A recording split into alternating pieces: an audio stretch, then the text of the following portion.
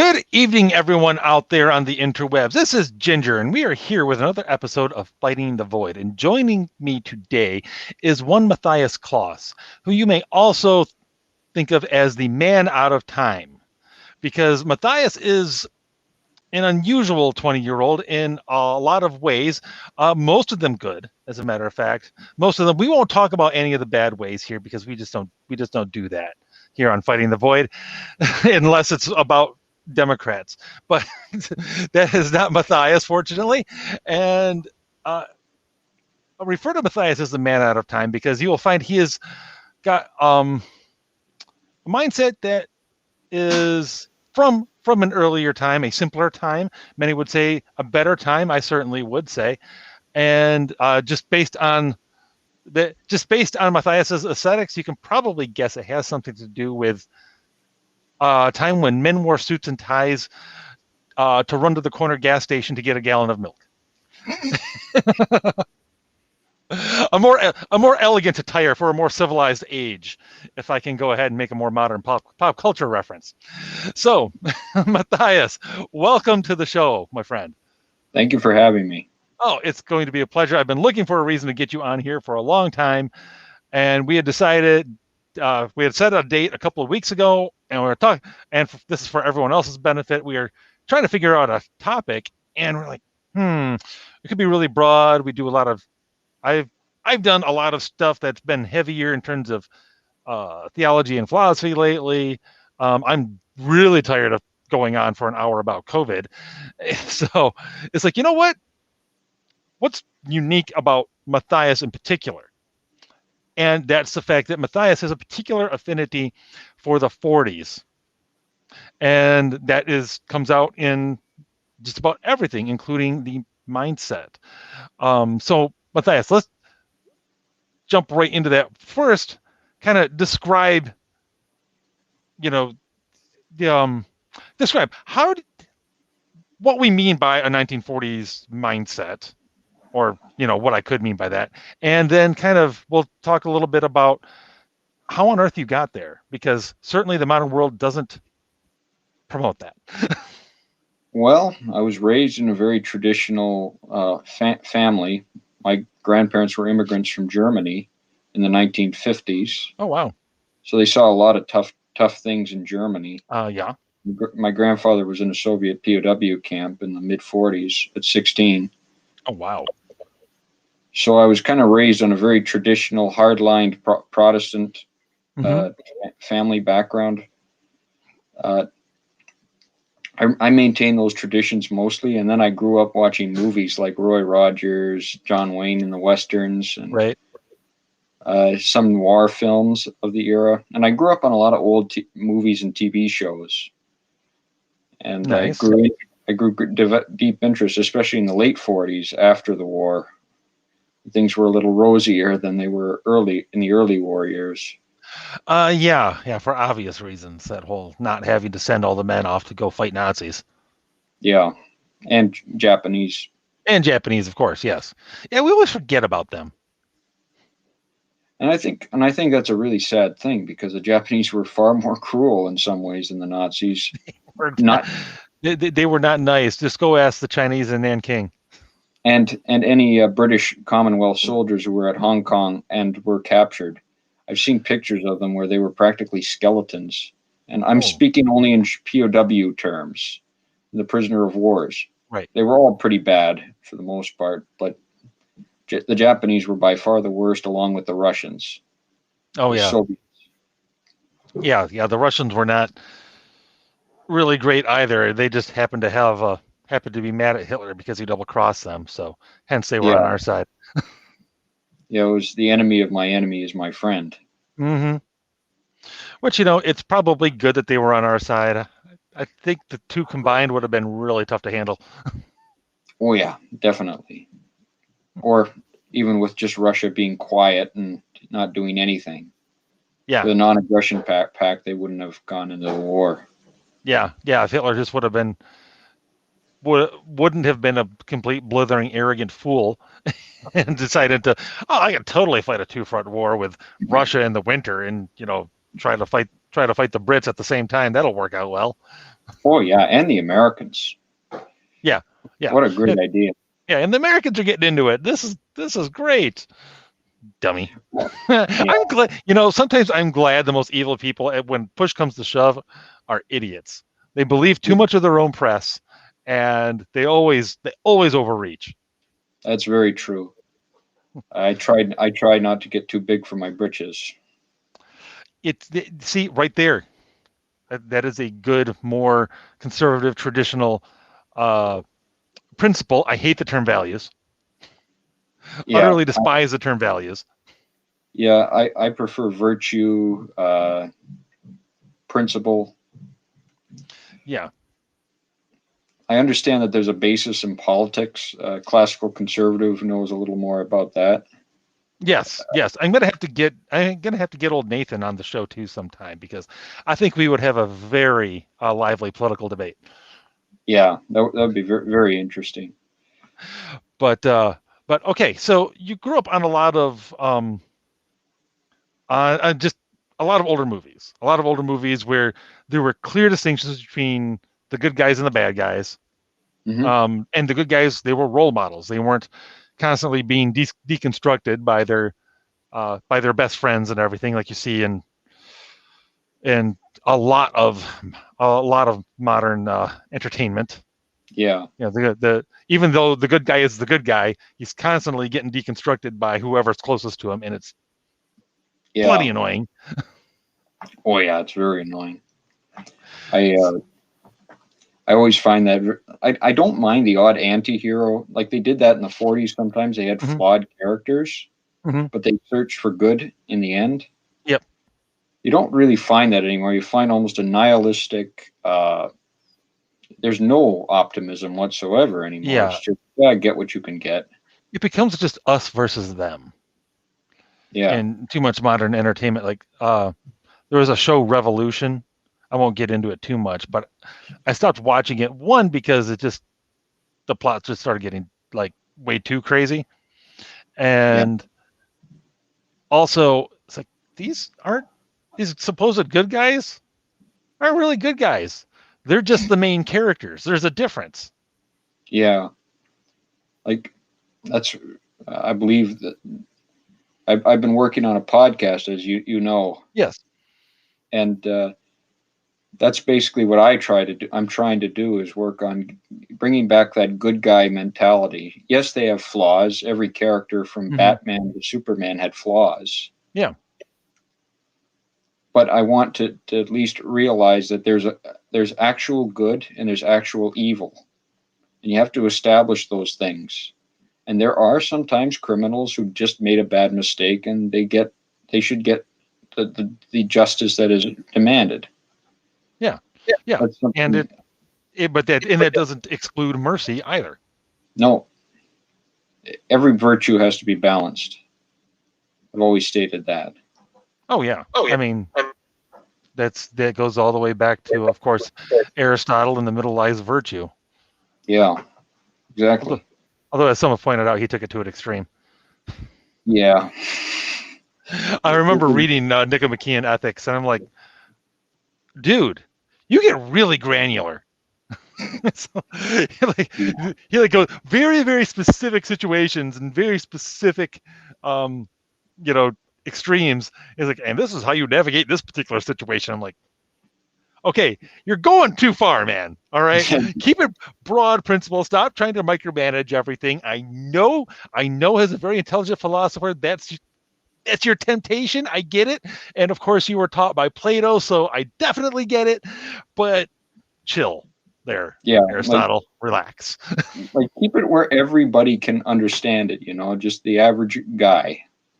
Yeah, yeah, and again, don't try to get too granular, because you can't.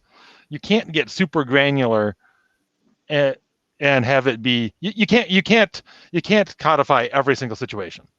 Nope. It just isn't going to happen. It's not humanly possible. No, no. Only the good But Lord knows where that's going to happen. exactly, only he knows all where all the chips fall exactly in any particular minute situation. Broad Yeah, principles, Sometimes you got to figure out how to apply them on your own, by golly. Yep. But again, that's actually, that in and of itself is part of a older type of mentality. I mean, you're not Yeah. necessarily trying to micromanage everything, although not that there weren't. Obviously, we know back in the 40s there were standards of, Yep. there were certain standards of behavior, standards of the way you're supposed to conduct yourself, treat others, and so on and so forth. Now, obviously, I mean, and we've talked about this every now and then in the chat, that I mean, your whole aesthetic even is kind of around the 40s. Now, was that just inspired by the older entertainment and everything that you were that you were used to watching, or was it just more of, it's like, or was it more of a, nope, I'm going to make this choice to take on this more um, modest dress and appearance, or just classier, more dignified, I think is probably the better word. Yeah. Or is a combination of the two. It's a combination. I was raised in a very old school home. Like Mm-hmm. our home was, you dressed up for church on Sunday. Mm-hmm. You tried to dress well. I kind of took it more important as I read through things, and Mm-hmm. it was just a matter of also the fact that while I certainly would prefer to be in more like the early 18th century before the crazy revolutionaries tore up much of Western Europe. Mm. But I understand that that's not practical. But you can get to some sort of version of the 1940s. Yeah. In the societal aspect. You can get back to the dress. You just have to work at it. Oh, yeah, absolutely. A suit and tie isn't that hard to come by.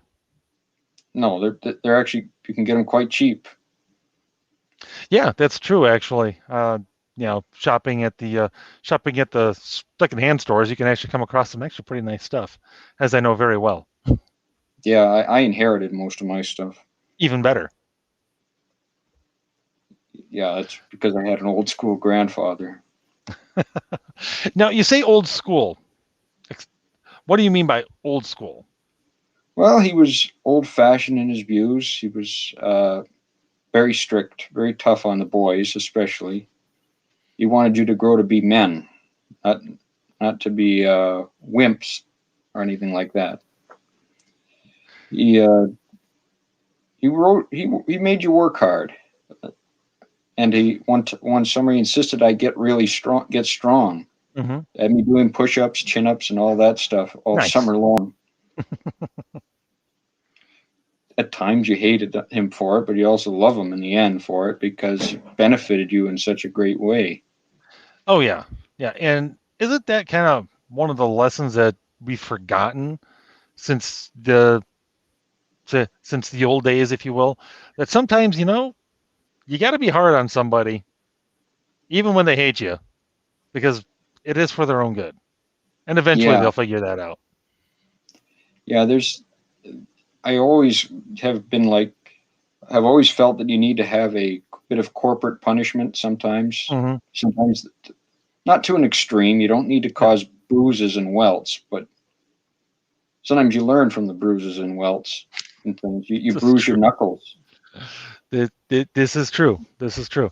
And I can definitely say, like, when it comes to when it comes to my own kids, they're not always happy with their dad. Oh no, they're not supposed to. What's that? They're not supposed to. No, Your dad's not supposed to be your friend. no. Maybe as you grow to be an adult, certainly it's supposed to grow to be that way, but you still have to be your own man once you marry and Mm-hmm. become one flesh. Yep, yep. Or in the case of my daughters, your own woman, because Yep. they've got to, eventually going off on, their own. In fact, my oldest is very close to that. She's Yeah. she's going to be 17 here in just a few, in just a couple of weeks. Wow. Uh, Wow. Yeah, yeah, I it's know. it's a little it's a little unnerving. I'm not going to lie, One day you'll know how it feels. Yeah, I hope so. But also, I mean, I can also look at it and go, you know what? You're going to be able to handle. You're going to be able to handle whatever gets thrown at you because, well, she like the others have been raised to not be a shrinking violet. Yeah. You know, Yeah, a lot. think for themselves and so on and so forth. Yeah, that's a big problem I find in our society today. We treat men and women exactly the same, and Yes. Yeah. that's Yeah. wrong. It's No. wrong. No, I completely agree. But definitely, we should definitely elaborate on this because this is definitely something where definitely separates older school from newer school. Yeah, like you look at it this way: women are built for better. They're better made for domestic tasks. I'm Yeah. always going to say things carefully Mm-hmm. because I want to work in a few years, Right. Yeah. if not months. But you have to understand this is where we get from biblical and from Mm-hmm. just simple the logic of man and the Mm-hmm. history of man. Yeah. The men went to fight, the women stayed home. Yep. Now, it's not to say women can't have careers or anything like that, but typically the man does go out and hunt the meat to Right. get it home. Yeah. Or today, it's more they go and earn the money to buy the meat. Yes. I think it's been.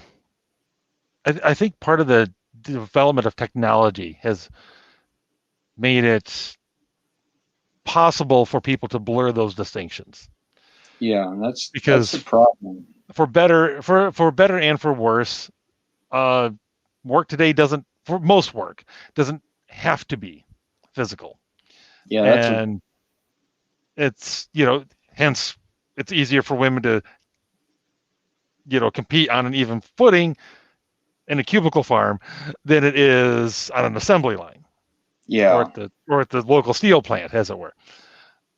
yeah, or simply on a construction site. Yep. But even so, I mean, it's still much has been made of the fact that women there aren't enough women in this field or that field or whatever. It's like because they don't care to go there. They don't care Yeah, to go into as a rule, not obviously across the board, but as a rule, they don't care to go into like the hard sciences very much yeah, because not because they're discouraged. If anything, they're encouraged so much that they don't want to hear any more about it. yeah, If certain other studies are to be believed, because apparently, like in Scandinavia, they have a lot yep, more. They have more women and stuff that go into those fields than we do because they don't push it. yeah. But I think I don't think the libertarian mindset of I'll just let them do it whatever they want. You have to hold some kind of standard and hierarchy in a society, and it doesn't necessarily mean government and all that stuff. Because you always hear that government good, government bad, and all that stuff that goes Mm-hmm. on amongst conservative and libertarian Mm-hmm. circles. And you need to balance those. You need to have a balance of you need to have everything in a proper place. As Michael Knowles pointed out on his show recently, Mm-hmm. that you need to have a balance of all the virtues. You can't just go too much into mercy, or you will have no justice. Mm-hmm. You will not be too. You will not. You cannot have too much fortitude because you may end up being an imbecile and getting yourself killed or getting your friends killed in the process. Mm-hmm. Guys have a big problem with this, unfortunately. Yes. Are you brave or stupid? Which one is it? Yeah, Sometimes they look the same. when you're trying to jump on a skateboard and off the top of the roof of your garage, yeah, that's pretty close. I'd say that crosses a line into stupid, but Yeah, I guess it's if you've already mastered other lesser feats, maybe that's the next step. right. But the point is, you have to have a balance of virtues, and there are times when you just say, we have a duty to do this, even though it seems like it would be easier. It could be just done by the market. There are times, Right. as Tucker Carlson would points out on it in his book Ship of Fools, and Mm-hmm. oftentimes on his show, Yep. that the free market is a fine tool, but it's a tool. It's not a like a hammer or a an axe.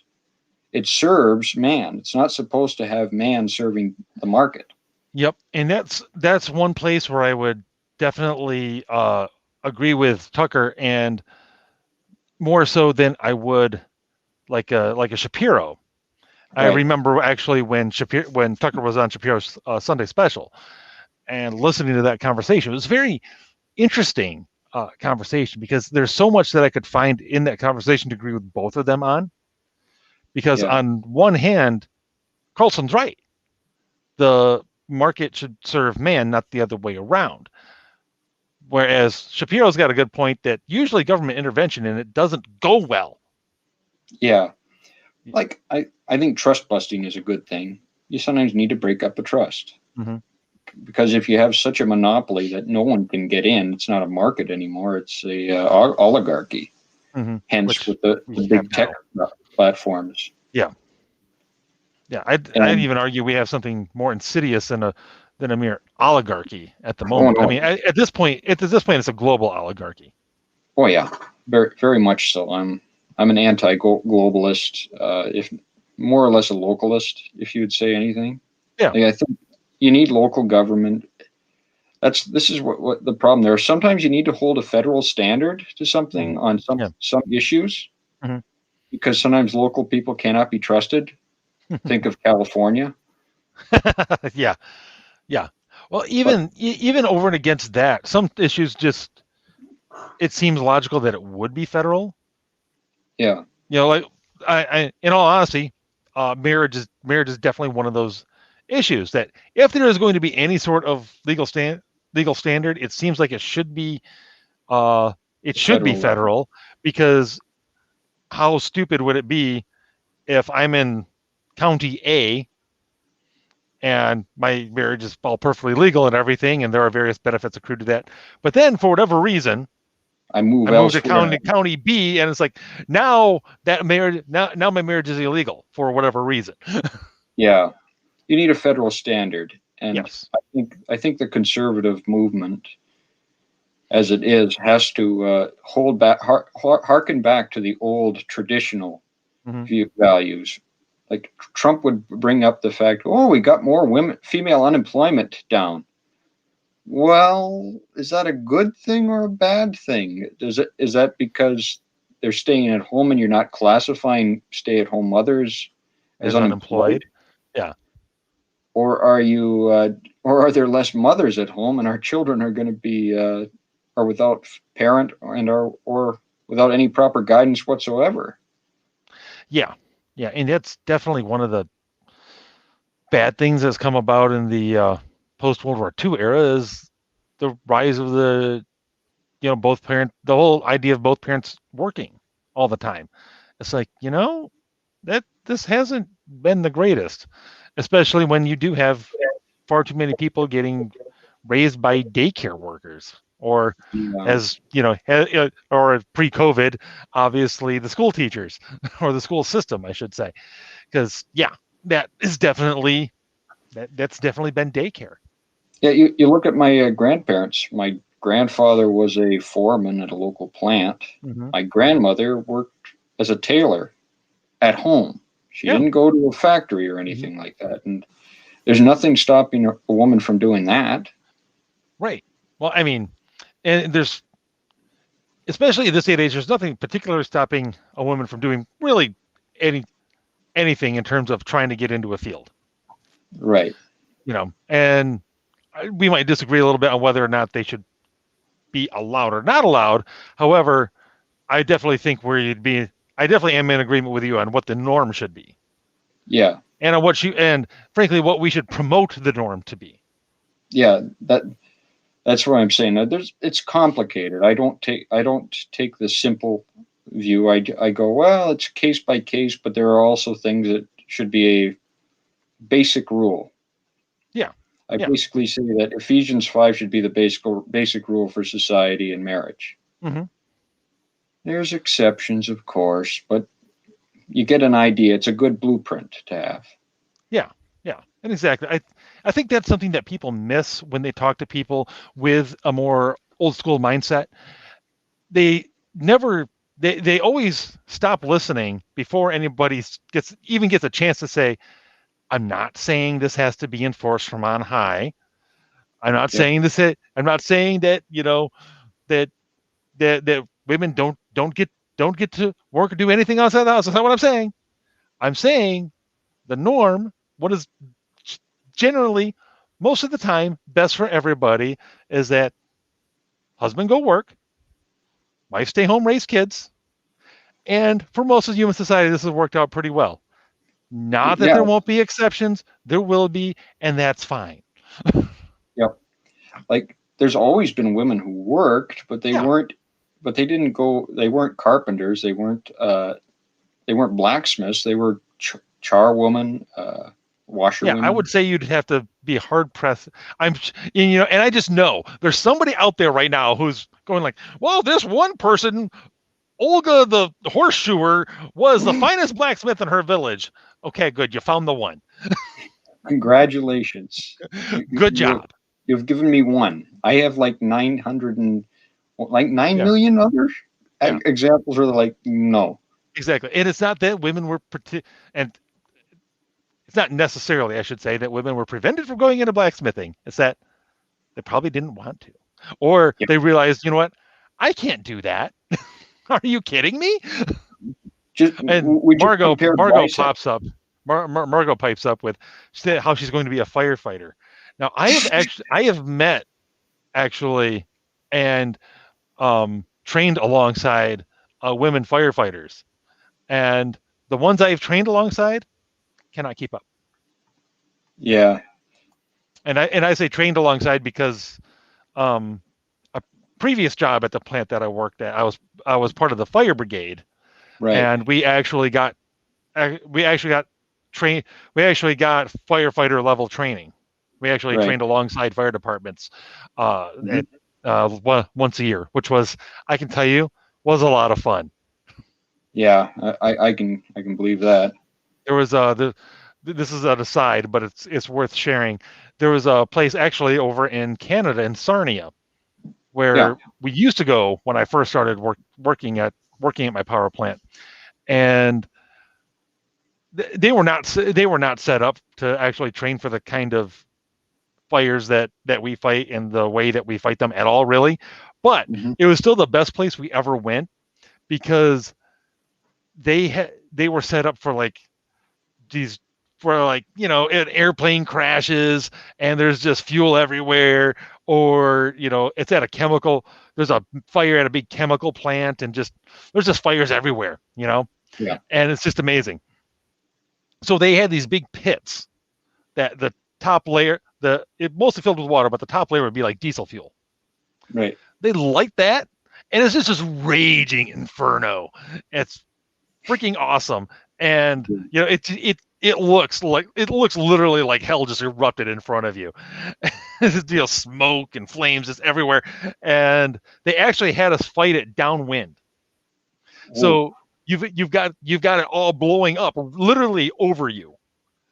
As Yeah. you've got two guys shielding with a hose, and then one guy actually spraying down in there because Hmm. you do a wide fog pattern and that shields you from the heat, and it's it's a whole process, and it's really cool when you're all geared up and you're fighting a fire that's literally going over your head. Yeah. I can That is imagine. good. That is good times, my friend. Let me tell you. Yeah. But anyway, I'm sorry. That was an aside. I Hmm. just suddenly had to share that, which in itself is more old school. It's like there aren't a whole lot of women that are going to be excited to get on the front line of that. Yeah. There aren't a lot And of then, dudes there aren't a lot of dudes these days that are excited for that either, to be honest. oh yeah, it's modern man is a disgrace to our ancestors. Isn't it though? It is. It's depressing, to be perfectly honest. Yeah. I I had a little problem with I had to get a blood test yesterday, so my elbow was sore, so I couldn't go skiing with my dad, which was kind of bummer in a way. Even though I'm not a huge cross-country skiing fan, I like the father-son time. Oh, heck yeah, absolutely. And that is definitely something that we do here. Like I go with my son. He likes building things. He's Yeah. a tinker. He's a tinker. Like his latest thing is he's working on a matchlock pistol. Wow. He's working on perfecting that right now, and he's got it down to where um, he can get the gunpowder to light. We haven't been able to take it to a place yet where we can see if it'll actually fire a projectile though. Yeah. That's coming up though. That he's actually I won't be able to be with him, but he's going down to our farm property here in a couple of days with my wife and the other kids, so he's going to get a chance to see if it'll actually throw a projectile. Yeah. Yeah. That's the thing. It's good that your son's got that interest. He does.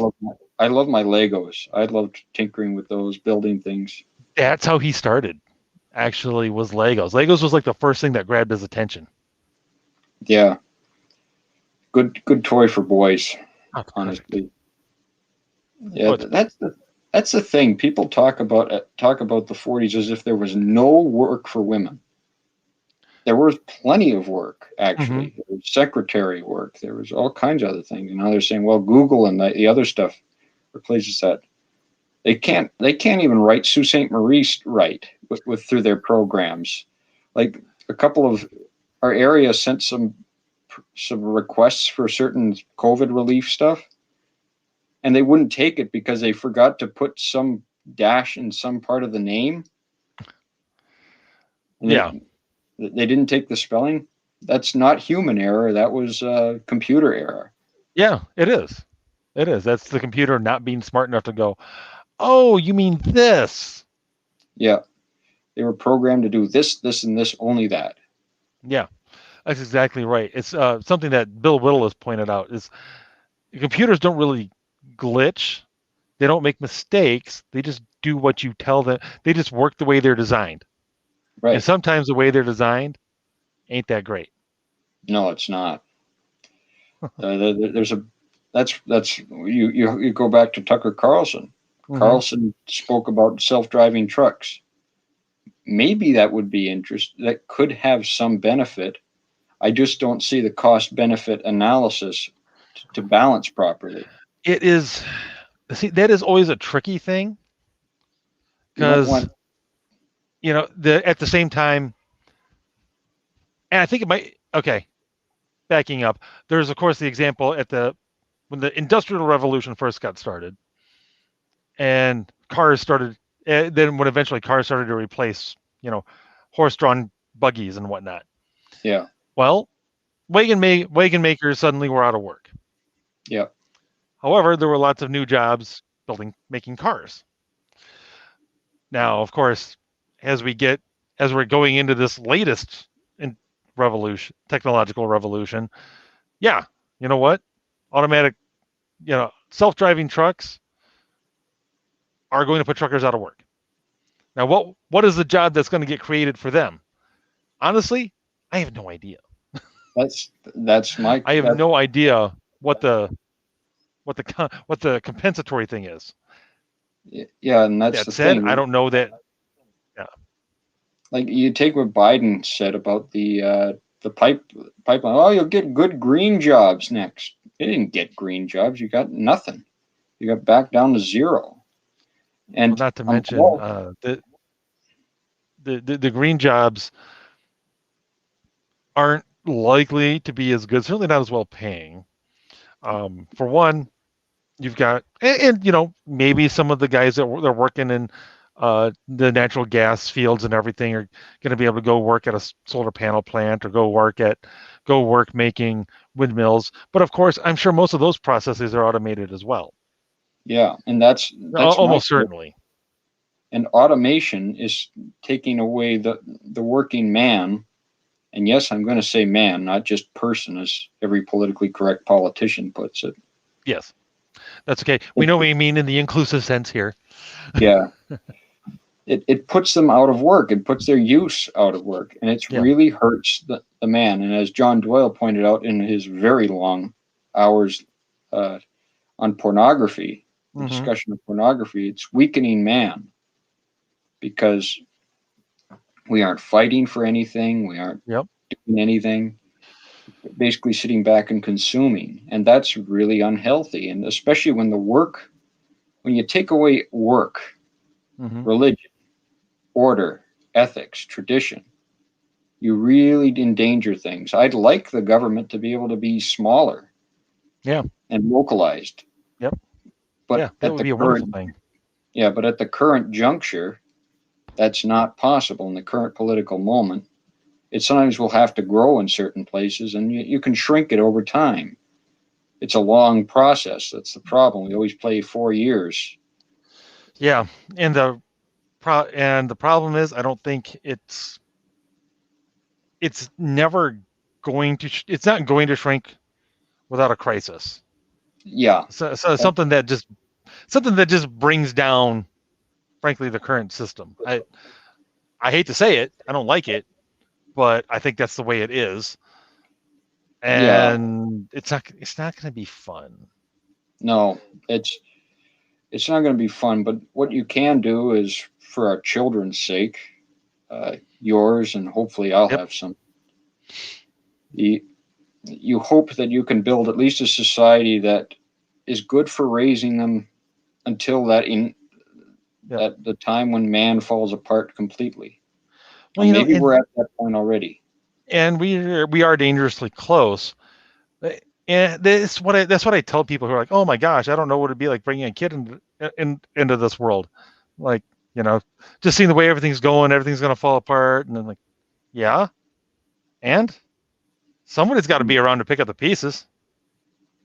Yeah, and Who's you gonna got to who's really, gonna who's gonna raise the people that make that build whatever comes out of the destruction of the current world? Who's gonna raise those people? yeah, And do you want it to be you, or do you want it to be some Molotov cocktail tossing idiot? Which yeah, one is it? Because it's going to be one or the other. yeah, and that's why I support the idea of a version of cancel culture, but not something that cancels people for saying basic, honest truths. Basic normality. Yeah. Yeah, but those that show crazy ideas that there's more than one woman, there's more than one way to be, that there's Mm-hmm. more than one way, more than one sex, like the crazy transgenderism that goes Mm-hmm. on these days, Yeah. and the Not a attacks. big problem back in the 40s, I should think. No, no, no, no. You would have been. You were either shipped off to the army or anywhere else to learn. I'm not saying that every solution in the 40s would be perfect now, No. but you can find the good that there was and try to emphasize it and bring that back. Like the aesthetic was gorgeous. Yeah. Art. Well, it's like it's kind of like the great prophet Chesterton said numerous times. Um, one doesn't keep something the same by leaving it alone. One keeps something the same by constantly reforming it. Yep. The White House doesn't stay white unless you paint Paint. it white Right. every now and again. So it needs everything needs a refreshing here and there. You can tweak a thing, you can improve upon things, but one does so carefully. Yep. You know, unless the situation really calls for it, you don't have revolutions. Nope. You don't get a sexual revolution is not going to be a good thing. just by its Never. just by its own by its own terms, by the own words it uses and the way it uses them, this is not going to be good. Nope. And Which it I'm wasn't. no It no really didn't benefit anybody. no. I would dare say we're all living the aftermath of that particular revolution, and it's an aftermath that is threatened to bring down everything else along with it. Yep. It was, well, it's basically the ideas of reproduction Mm-hmm. being cheapened and made into a pleasure object. They talk about the objectification of women and all that Mm-hmm. stuff. Well, sexual revolution sure helped that Oh, in a big heck yeah. way. Yeah, and it's funny too. That's something that was predicted by Pope Paul VI in his encyclical Humanae Vitae. It was one where the Catholic Church basically came down and said, "No, we're not changing our position on contraception. Cope." Yep. Because one of the things he said was that he pointed out that it's like if this gets mainstreamed, and it was already allowed by by large portions, if not most of the Protestant world by that time. It's like if this gets mainstreamed, you're going to see massive amounts of promiscuity. Women are definitely going to suffer as a result of this. Abortion is going to become a thing, and it's just, yeah, everything he said was right. Yep. And that's just based. And of course, contraception is just one part of the sexual revolution, but arguably the most important part. Yeah, that was started that really started to take form in the 1960s, early 60s. Yeah, that's when it got mainstreamed. Yeah, like in the late 40s, it was pretty much illegal or very frowned upon in Protestant and Catholic nations. Yep. Dang Anglicans in 1936 letting the camel's nose under the tent. That was a dangerous thing. Yep. I agree. Have you ever gone and read that decision out of the Lambeth Council? No, I haven't. I ought to. Do so sometime. It is because it really shows the danger of letting the camel's nose under the tent. It shows the danger of the slippery slope, because I read it and I'm like, oh my gosh, this isn't the camel's nose. This is like the tip of a hair sticking out of the left nostril of the camel that made its way under the tent. And they let that just a little, they let it in just a tiniest bit in the narrowest possible circumstances. And before you know it, boom, we're off to the races. It's like, and this is why some things, this is why we need more hills to die on, not less. Yeah, and the Church of England is an essentialist institution, especially in the English world. We are a part of it, even though America is in a slight way separated. Mm-hmm. But and that's why I state, if I ever wanted to get a job in the Kingdom of Britain, I'd want to be the Archbishop of Canterbury, because head of the Anglican Church gives me a chance to have at it. We're gonna fix some things, kids. Buckle up. Here's a Bible. We're gonna be working on this.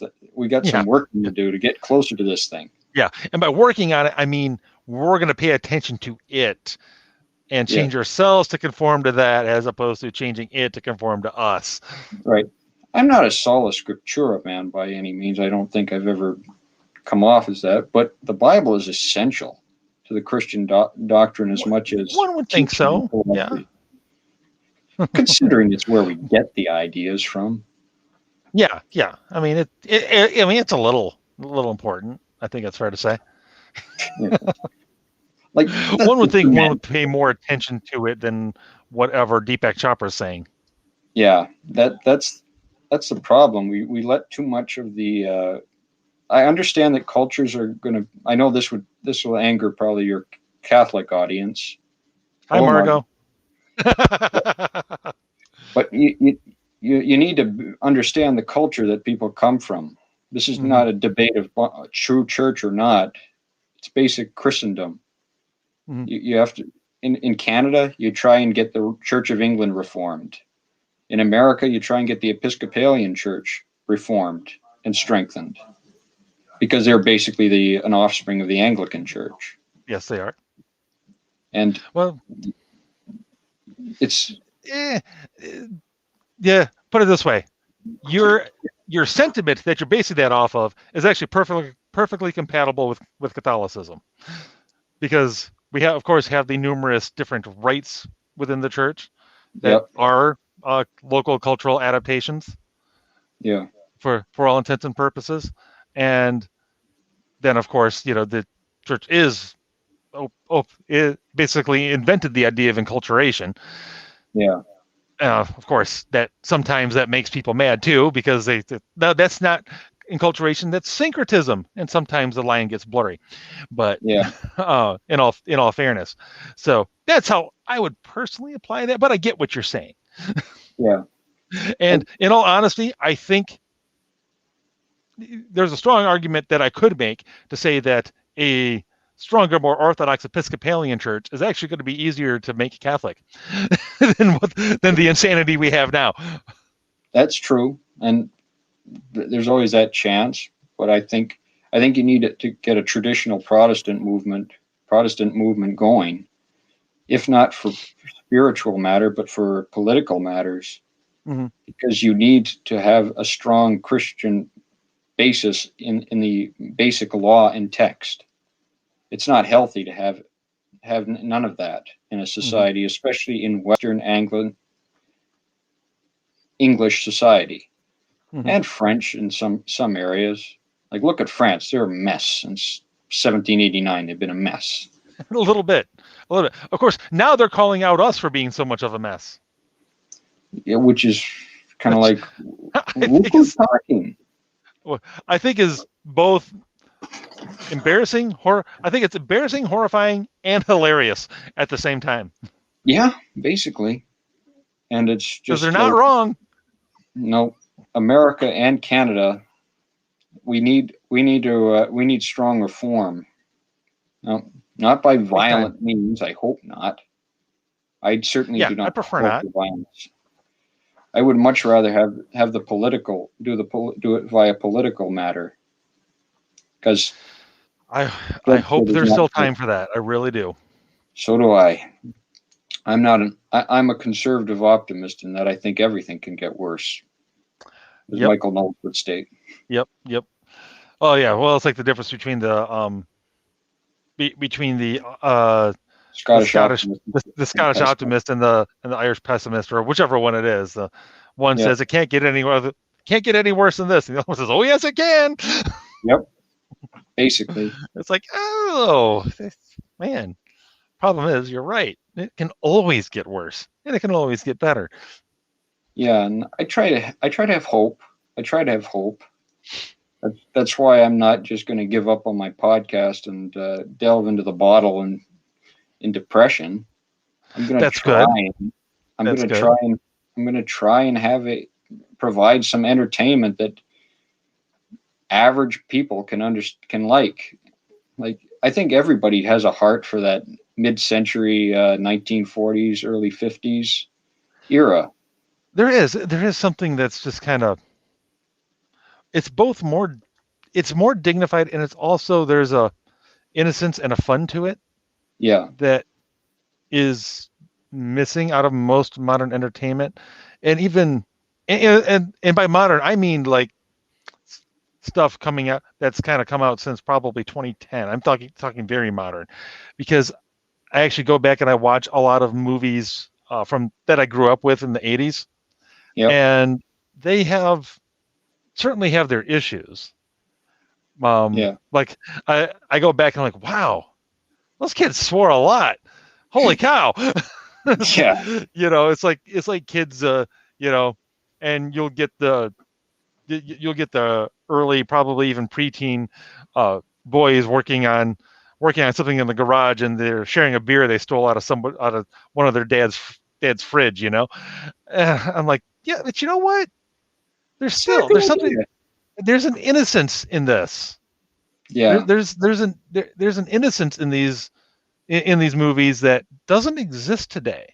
There's like very cool. an innocence, a sense of wonder, a sense of exploration that isn't even really encouraged today.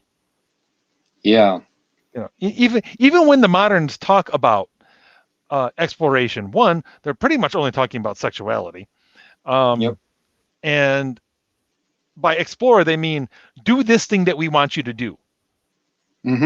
yep. Explore your horizons, but Yeah, don't listen to your fathers in any yeah. way.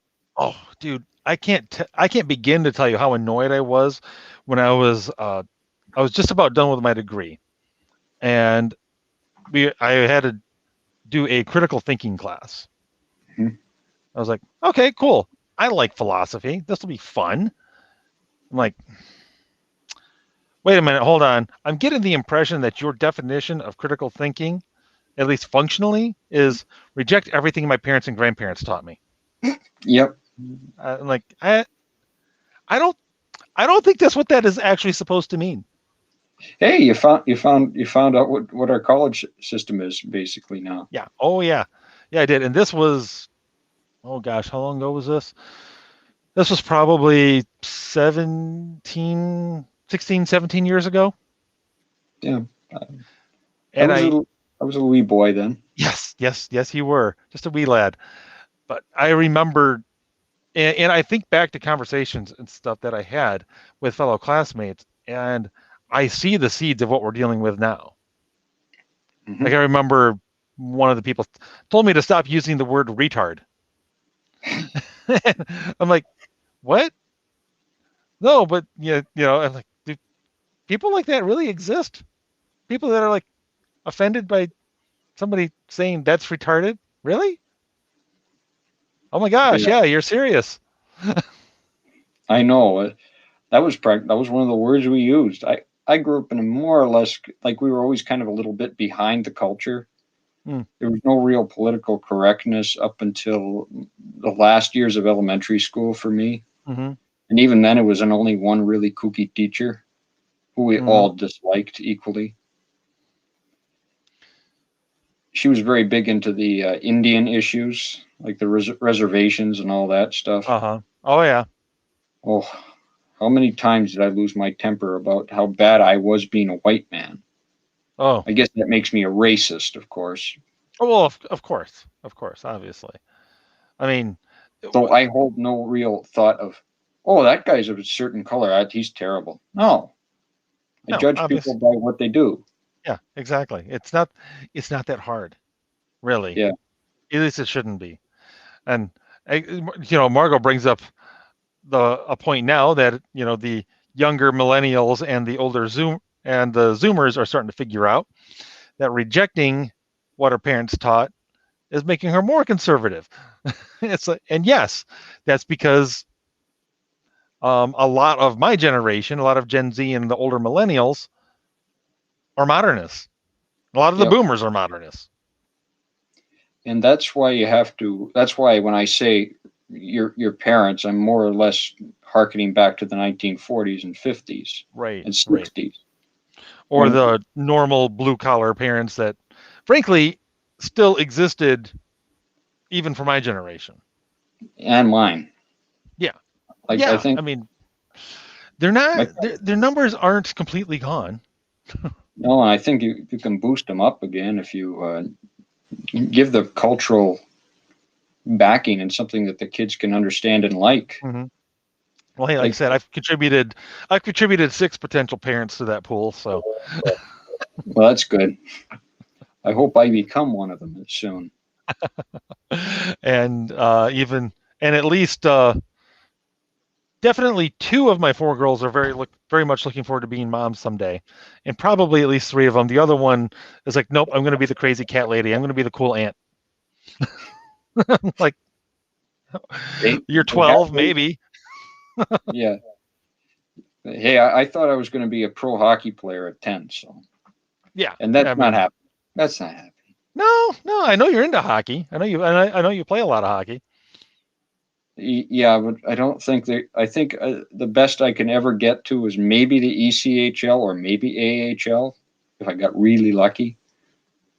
Hey, the fact that that's even potentially a possibility is means I wouldn't want to go against you on the ice. Of course, I've never played hockey, so you would kill me. Yeah, well, I learned to body check as a young age, so there's that. Hey, that's a useful skill in many areas of life. Oh yeah, football especially was that was what was great for football too. Mm-hmm. Oh, yeah, perfect. And see that was my sport in high school. Playing some Yeah, football, and there are few positions more pure from an ability to deliver a violence perspective than a defensive lineman, yeah. because Although, your whole mission is to get people out of your way so you can crush whoever has the ball. yeah, It's I beautiful.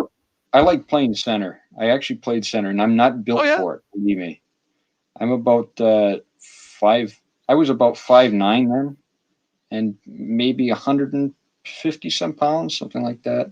I A little wasn't on the big. light side for a center. Yeah, but I was strong. I was always Mm-hmm. strong. And but yeah, I was a hockey player. Hockey was my number one sport. But I could play football in gym class, and I was good at it because they say it was touch football. Yeah, right. It was rugby. It was basically rugby The good stuff. with an American influence. So Because you got some speed going before you ran into people. oh yeah, we To get the rammed flag, of into. course. Oh yeah, we were touching everybody. Oh yeah, we touched you.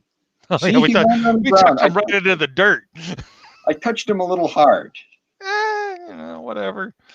As long as there's not too much blood. Yeah. Oh yeah, there was rarely bloodshed in that way. Only when it was like something violent happened. That wasn't often. No. Yeah, it goes right back to the importance of that old school mentality. You need to have it. Yeah. And you go can't have that mentality unless you're challenged physically. right, and you can't have the hard work ethic. You need to have the understanding of everybody thinks when you dress well you're a homosexual these days. They always make It's that true. innuendo. It's And it's just like I'm no. sorry, go ahead. I have a story, but you go ahead. It's like no, you dress properly to dress well. Mm-hmm. You when you're going to a nice restaurant, you put on a tie and jacket at Mm-hmm. least. Or you put on a sport coat just to go out because hey, you can carry your wallet, you can carry extra pockets. It's heck of a lot nicer. Looks a lot nicer than your hoodie, Right. or you wear a windbreaker or something. Yeah. It's okay. I have to share this. Back when I was in the Navy, Yep. Whenever I was not on the ship, I dressed very well because I wanted to disassociate myself from the average, from the average squid as much as I possibly could. Right. I did. Frankly, I'll be honest. I did not want to be associated. I was like, nope. I'm gonna dress as well as I can, and I'm gonna go and read my books and have a good time in my coffee shop and be perfectly fine. I was talking to I forget exactly how it came up, but I was talking with a couple of the girls who worked at the Starbucks, and it came up that I was in the Navy. Oh wait, no, I went there with a friend of mine, and like, you know each other? I was like, yeah, we're in the same division on the boat. Like, you're in the Navy? Yeah. What did you think I did? Like, well, we thought you were like a hairdresser or something. I'm like, you thought I was gay? Awesome. Neither of those things is true. Neither hairdresser nor gay. Yep. It's like, really? That's why I started laughing when you said that. I was like, oh yeah. I've experienced this firsthand. Yeah. That's why I go to a barber. I'm like, no distinction. I just go to a barber where the average old school guy goes to him. My barber does a good job. Yeah, there you go. I'll be honest. My wife usually cuts my hair these days. Yeah, well, I cut my own hair right now, and I'm Right. not really cut it. I just shave it around so that I doesn't touch my ears and touch the back of my neck. There you go. And And like we were saying before, once it's short, it's easy to keep short. yep, like you always look at there always seemed to be some kind of pushback though in the conservative mindset of that for that old school mindset. There was Glenn Campbell. He was a great guitarist, great singer. Mm-hmm. And he had personal problems, but overall, his public persona was a very nice, affable guy. Sure, he Mm-hmm. had problems, but it's better to have problems privately than to have them publicly, as Yeah. is so common today. Yeah, exactly. At the very least, he had the decency to keep that stuff out of the spotlight. Yeah, as But now, best he of course, could. everybody. It's like back in the day, people had the decency to be hypocrites. Yeah, Now everybody's like, "Behold my debauchery." yeah, it's all about like everyone says hypocrisy is so bad. I'm like, It's better if the society has people who fall away from their standards than to be and would be called hypocritical than to have no standards whatsoever. Yeah, exactly. At least hypocrisy implies a standard that you're failing to meet. Yeah. And that's a good thing in its way. And of course, again, as the great Chesterton said, hypocrisy is just a compliment that vice pays to virtue. Yep. We all make mistakes. We're fallen. That's Exactly. a fact. We're fallen from grace, and that's why I always state that you have to have even a slightly, you might call it corrupt, or at least a police force that'll turn a blind eye once in a while to something, but nothing Yeah. of violence. Like if an officer is stealing, yeah, you shouldn't turn your blind eye to that.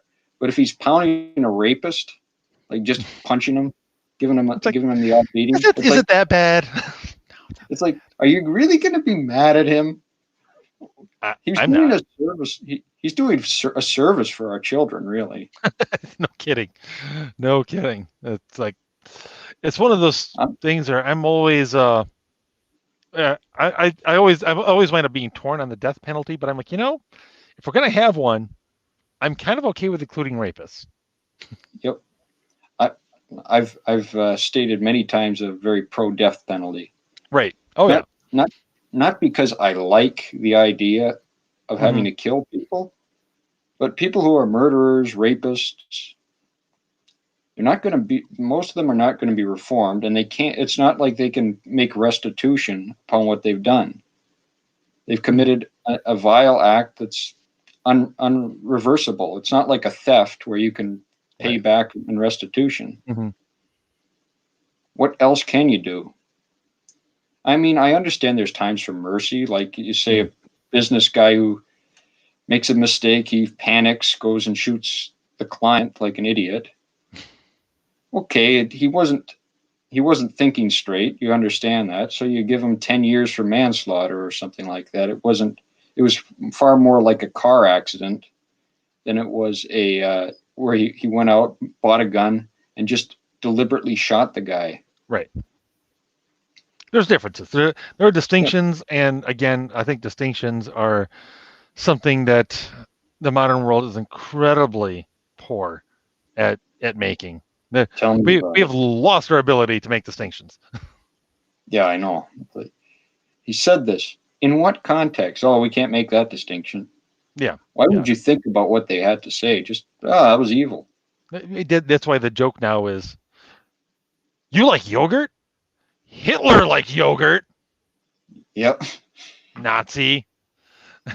Well, then that gives us the non-animal rights people. That gives us a perfect thing. Hitler loved animals. Like he was a vegan, vegetarian. Yep, exactly. And those of you against smoking and drinking, well, Hitler hated those things too. Yeah. Oh, so you don't like beer? You know who else didn't like beer? Hitler. Yeah, that it's an ironic thing that's funny. Of course, I have a sense of humor, but you have to have the understanding of, there's a problem with this, though. Oh my gosh, I'm suddenly now I want, there needs to be a regular comedy skit based around that idea, but it's a parody of Dana Carvey's old church lady bit. Mm-hmm. But instead of, oh, could it be, she always did finish it off with, oh, could it be Satan? Instead of that, it's like, oh, who else did that? Hitler. Yeah. Just, same basic format, just different catchphrase. Yeah. And you have to, humor is very important. You need comedy. Absolutely. The Jack Benny program was probably the best cultural thing you could ever have.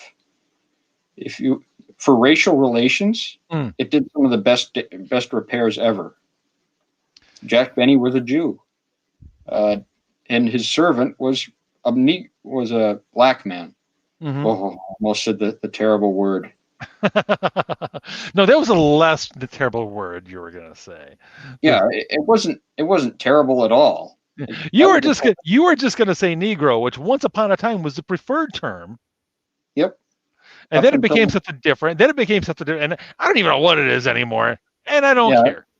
yeah, I don't either. Like, I'm not going to shy away from not using the proper words of the time on the podcast that I'm planning, we're working on. Yeah, exactly. It's going to be the words are the words. I'm sorry. If it's set in a perfect time, it's set in a particular time period.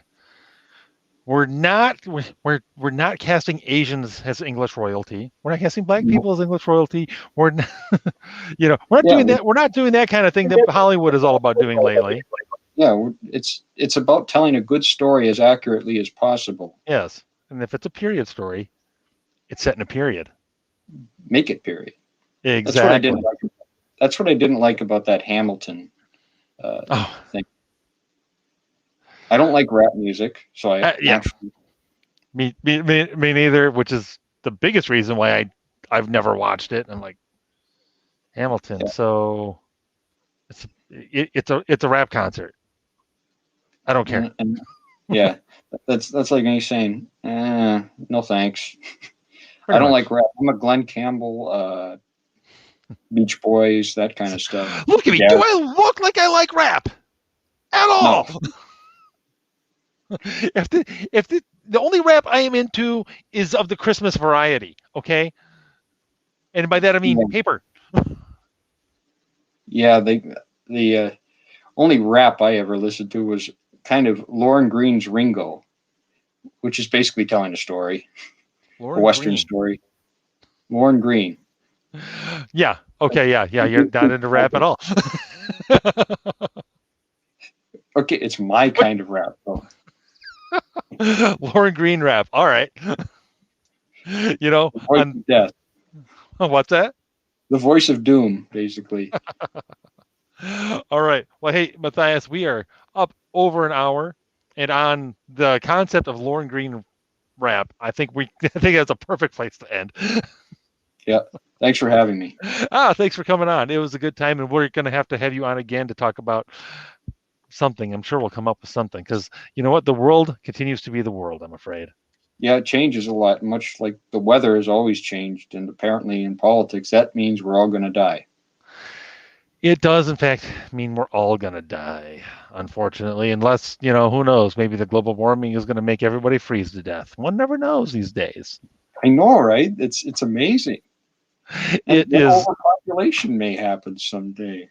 it, that it might, I mean, The maybe. rabbits might get overrun us. Well, in all fairness, and actually, I think this is actually worth pointing out. I do I'm not a huge fan of pointing out to the population control people that, hey, we haven't had that happen yet. In fact, there's fewer and fewer people being born because to me, that's a backhanded compliment to them. Yeah, Like I don't. if I was one of them and somebody brought that to me, like, yeah, that's because people have been listening and my policies are working. Yeah, that's the thing. It's like the COVID policies that everyone points out. They say, if it's this, then it's so. Well, you Yeah. never gave me a chance to point out what it would be without it. You just insist on your iron-handed policy. Exactly. Yeah. And also with COVID, I stopped trying to point out the inconsistency of certain things to people because I'm no. I don't want you to figure out the inconsistency of your policies from me because then you're just going to make it consistent, Yep. probably in a bad way. What I want is for you to realize it yourself, and then you're more likely to change it.